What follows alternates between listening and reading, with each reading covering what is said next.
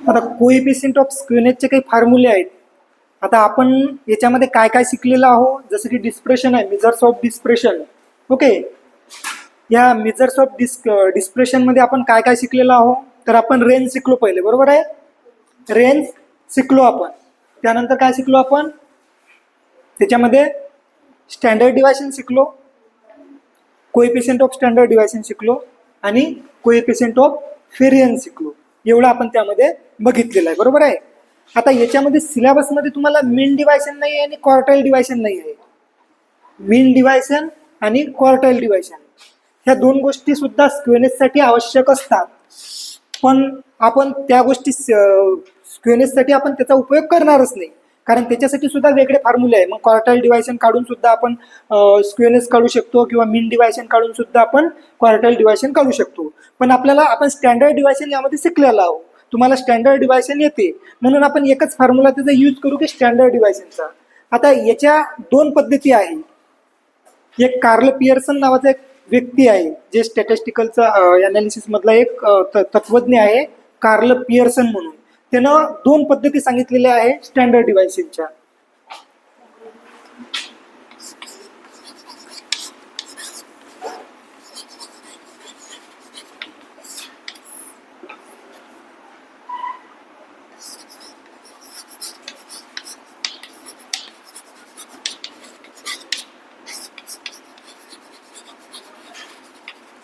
आता यांनी दोन फॉर्म्युले कोणकोणते दिले आपल्याला, तर पहिला जो फॉर्म्युला आहे तो दिलेला आहे, जर तुमचा मोड जर क्लिअर असेल, जर सिरीज मध्ये तुमचा मोड जर क्लिअर असेल. आता मोड क्लिअर म्हणजे काय होते की तुम्हाला दोन सिरीज दिलेली आहे, एक सिरीज आणि एक फ्रिक्वेन्सी दिलेली आहे.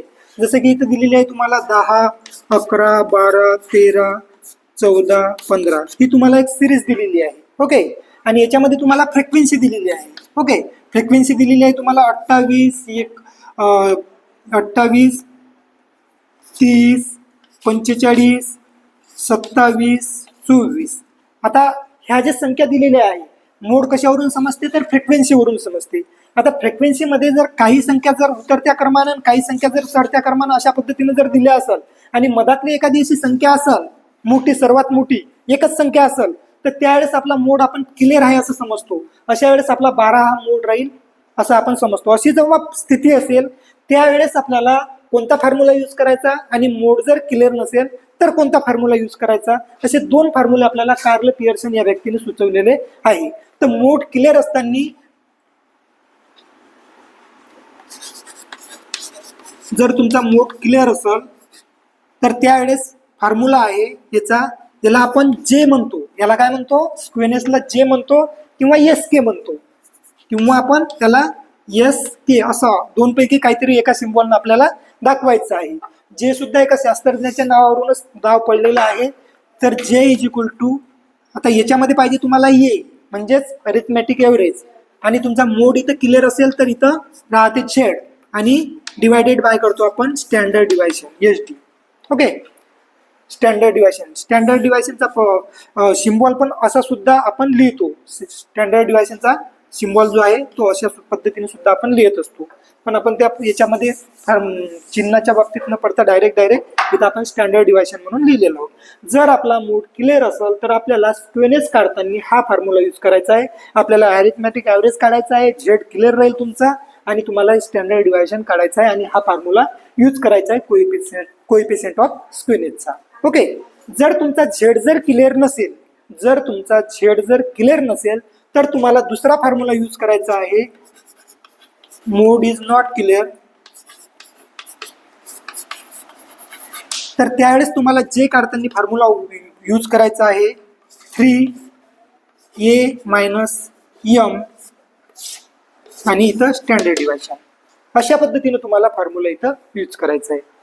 3a - m, m म्हणजेच काय, तर तुमचा मीडियन.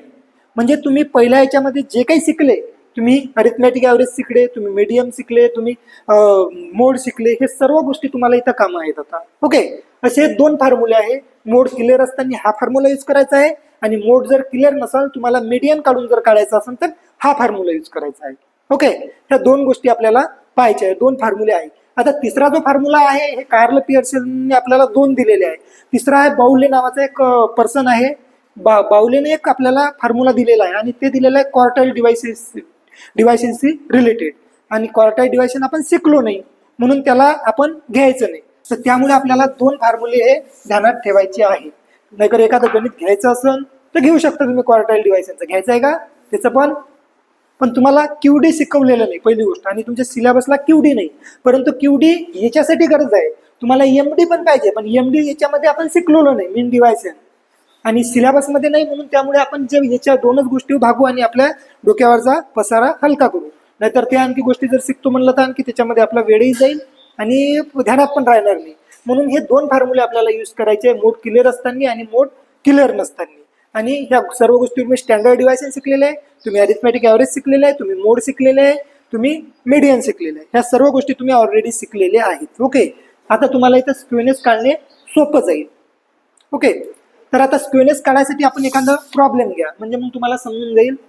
एखादा स्क्वेनेस म्हणजे काय होते, स्क्वेनेसलाच आपण मराठीमध्ये म्हणतो विषमता. त्याला काय म्हणतो, विषमता. ही विषमता किती आहे, ती जर 0.3 असेल, 0.3 असेल, हो पलीकडला हो, तो जर 0.3 पर्यंत जर येत असेल तर तिथं लिहू आपण हाय पॉझिटिव्ह स्क्वेनेस. हाय पॉझिटिव्ह स्क्वेनेस. ओके, त्याच्यापेक्षा कमी असेल तर मग त्याला आपण पॉझिटिव्ह स्क्वेनेस असं लिहू शकतो. आणि हे जर मायनसमध्ये असेल 0.3 पेक्षा जास्त तर निगेटिव्ह, हाय निगेटिव्ह आणि निगेटिव्ह एवढं आपल्याला ध्यानात ठेवायचं आहे. ओके, मेजरमेंट काय दिला, 1 पासून का 10 पासून, 10, 11, 12, 13, 14, 15. ओके, त्यानंतर काय दिलं, फ्रिक्वेन्सी. ओके, 2, 4, 10, 8, 5 आणि 1. ओके, पहा आपल्याला काय सिरीज काय दिली यांनी बघून घ्या. ओके, आता याच्यामध्ये काय सांगितलं, from the following data find the Karl Pearson coefficient of skewness. इथं आपल्याला नाव दिलेलं आहे की कोणती पद्धती तुम्हाला वापरायची आहे. तुम्हाला सांगितलेलं आहे कार्ल पियर्सनची पद्धती वापरायची आहे आणि कार्ल पियर्सनच्या नावाच्या 2 पद्धती आहेत. ओके, आता या 2 पैकी आपल्याला कोणती पद्धती यूज करायची ते बघायचं आहे. पहिले आपली फ्रिक्वेन्सी पाहून घ्यायची. फ्रिक्वेन्सीमध्ये काय दिलेले, 2, 4, 10, 8, 5, 1, म्हणजेच 10 आपला मोड इथं क्लिअर आहे, दिसते मोड क्लिअर. आपला मोड काय आहे तर 12 हा आपला मोड आहे. ओके, फ्रिक्वेन्सीवरून आपण ठरवतो, परंतु मेजरमेंट मधली संख्या जी आहे ती आपला आन्सर राहते. म्हणजेच आपला मोड काय आहे, 12 आहे. म्हणून आपल्याला मोड 12 दिलेला आहे ऑलरेडी. म्हणजे आपण कोणता याच्यातला फॉर्म्युला यूज करायचा आहे तर 1 नंबरचा हा फॉर्म्युला आपल्याला यूज करायचा आहे की आपला मोड क्लिअर आहे असं समजून आपण हा फॉर्म्युला यूज करायचा आहे. तर त्यानंतर आपल्याला काय करावं लागते, हे काढावं लागते आणि स्टँडर्ड डिव्हायशन काढावं लागते. ते कशा पद्धतीने काढतो तर आपल्याला calculation of coefficient of skewness by following table. टेबलमध्ये आपण मेजरमेंट जशीच्या तशी लिहून घेऊ, त्यानंतर फ्रिक्वेन्सी जशीच्या तशी लिहून घेऊ,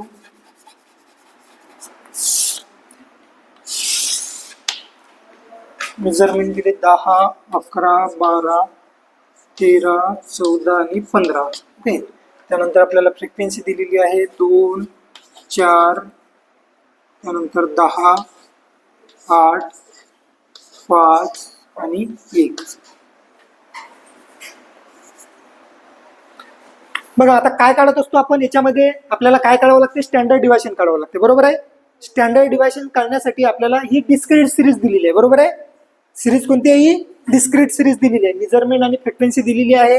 कंटिन्यू सिरीज आपल्याला ओळखता येते आणि सिंपल सिरीज असली तर ते समजूनच घेता येते. ओके, म्हणजे आपल्याला इथे डिस्क्रीट सिरीज दिलेली आहे आणि आपल्याला स्टँडर्ड डिव्हायशन शोधून काढायचं आहे. म्हणजे आपण काय करत असतो आता सांगा, पहिले काय घेतो आपण, काय घेतो, डी एक्स. एक्स बरोबर एक संख्या, याच्यातली कोणती घ्यायची आपल्याला, 10. 10तून 10 गेले, 0 राहिले, 1, 2, 3, 4 आणि इथं आले 5. ओके, त्यानंतर काय काढतो आपण, FDX. सांगा FDX काय आहे आपला, DX आणि फ्रिक्वेन्सीचा गुणाकार. 2 0 0 4 1 4 2 2 20 8 3 24 5 चूक 20 आणि 5 1 5. ओके, इथपर्यंत काय प्रॉब्लेम. त्यानंतर काय करावं लागते आपल्याला, FDX स्क्वेअर. आता FDX स्क्वेअर काढताना काय करावं लागते आपल्याला, कशाचा गुणाकार करावा लागते, DX चा आणि FDX चा. बरोबर आहे, आपण स्क्वेअर काढत आहोत. बरोबर आहे, स्क्वेअर करताना आपल्याला गुणाकार करावा लागते. सिंपल सिरीज मध्ये काय करतो आपण, DX चा डायरेक्ट जशी आपण हे काढत असतो त्याच पद्धतीनं वर्ग जसा काढतो तसा काढत असतो. परंतु डिस्क्रीट आणि कंटिन्यू सिरीज मध्ये काय करतो आपण, DX सोबत FDX चा गुणाकार करतो, त्याला आपण स्क्वेअर म्हणतो. बरोबर आहे, म्हणजेच 0 0 0 4 1 4 त्यानंतर 20 2 40 24 तिरिक किती होतात, 24 तिरिक 72, 24 तिरिक किती होतात, 72 होतात का, 20 चूक 80 आणि 5 5 25. आता याच्यामध्ये कोणकोणत्या गोष्टीची गरज आहे आपल्याला, टोटल करायची आपल्याला फ्रिक्वेन्सीची, DX ची नाही, FDX ची आणि FDX स्क्वेअरची. एवढ्या आपल्याला टोटल करायच्या. पहा फ्रिक्वेन्सीची किती होते, 2 4 6 6 10 16 16 8 24 24 आणि 5 29 आणि 1 30. तुमचा N काय राहील, तर 30 राहील. त्यानंतर तुम्हाला पाहिजे FDX ची टोटल पहा, 4 आणि 4 8 8 आणि 5 13 3 चला 1 73 येते का, हा FDX इज इक्वल टू 73 येते का,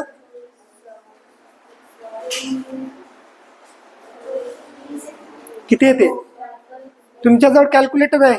हा, त्यानंतर FDX स्क्वेअरची करायची आहे, किती येते, FDX स्क्वेअर 221.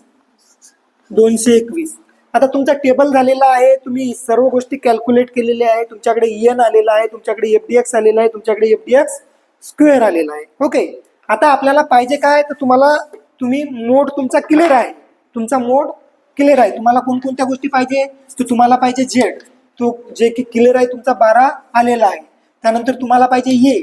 आता A किती आहे ते तुम्हाला शोधून काढायचा आहे. तर A चा फॉर्म्युला डिस्क्रीट सिरीज मध्ये कोणता फॉर्म्युला आहे, A is equal to x plus sigma FDX upon N एवढाच आहे.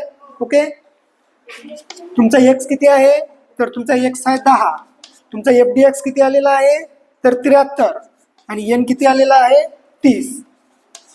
पहा किती येते, 73 भागेला 30 30 किती, 2.43. ओके, म्हणजेच तुमचं 12.43 हे आहे. हे किती आहे, तर 12.43 आहे. त्याच्यामध्ये काही प्रॉब्लेम, तुमचा हे तुम्ही काढून बघितलेला आहे, तो आलेला आहे तुमचा 12.43. आता दोन गोष्टी तुमच्याकडे झालेल्या आहे, तुम्हाला Z पाहिजे होता तो 12 आहे, हे जो आहे तो 12.43 आहे. सर्वांना आता आपल्याला स्टँडर्ड डिव्हायशन काढायचं आहे. HD is equal to in under root, formula काय सांगा, sigma FDX square upon N minus in bracket sigma FDX upon N आणि याचा स्क्वेअर. ओके, पहा आता याच्यामध्ये काय आहे, इन अंडर रूट मध्ये सिग्मा FDX स्क्वेअर किती आलेला आहे तुमचा 221, N आलेला आहे 30, याच्यातून मायनस करायचं आहे. सिग्मा FDX किती आहे तर 73 आणि N किती आलेला आहे तुमचा तर 30 आणि याचा काढायचा आहे तुम्हाला स्क्वेअर. 221 भागेला 30 किती येते 7.37. ओके, 7.37 हा झाला तुमचा. त्याच्यातून मायनस हे किती येते 73 भागेला 30 2.43. 7.37 मायनस 2.43 चा वर्ग स्क्वेअर किती येते, किती 5.90 किती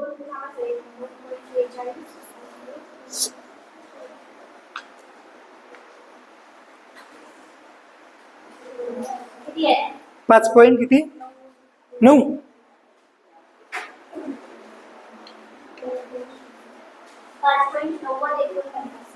90 49 ओके म्हणजे 5.9 आहे. ओके हा आपला हे झालेला आहे. त्यानंतर 7.37 मायनस 5.9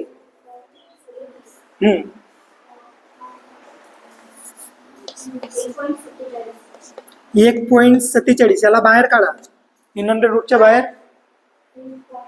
किती येते 1.47 43 आहे का 47 हे किती आहे एक हा बाहेर काढा 1.21 ओके 1.21 आपल्याला काय काय पाहिजे होतं ते सर्व गोष्टी ऑलरेडी झालेल्या आहेत. 1.21 आपल्याला जे काढण्यासाठी कोएफिशियंट ऑफ स्क्यूनेस काढण्यासाठी ज्या ज्या गोष्टी पाहिजे होत्या त्या त्या गोष्टी आपल्याकडे आलेल्या आहे. आपल्याकडे ए आलेला आहे, आपल्याकडे झेड आलेला आहे आणि आपल्याकडे स्टँडर्ड डिव्हायशन पण आलेला आहे. ओके आता हा फॉर्म्युला आपण यूज करत आहोत. ओके याच्यामध्ये जे इज इक्वल टू काय आहे तर ए किती आलेला होता आपला 12.43 त्यानंतर झेड किती आलेला आहे आपला 12 त्यानंतर आपल्याला स्टँडर्ड डिव्हायशन आलेलं आहे 1.21 पहा या दोन्हीची मायनस केल्यानंतर किती येते तर 43 येते 0.43 भागेला 1.21 भागाकार केल्यानंतर पहा किती येते भागाकार करायचंय 0.43 भागेला 1.21 0.35 तुम्हाला काय सांगितलं होतं 0.3 जर असेल तर हाय पॉझिटिव्ह समजायचं. ओके पॉझिटिव्ह मध्येच आहे आपला मायनस मध्ये नाही आहे म्हणून लिहायचं आहे आपल्याला काय तर coefficient of skewness is hi positive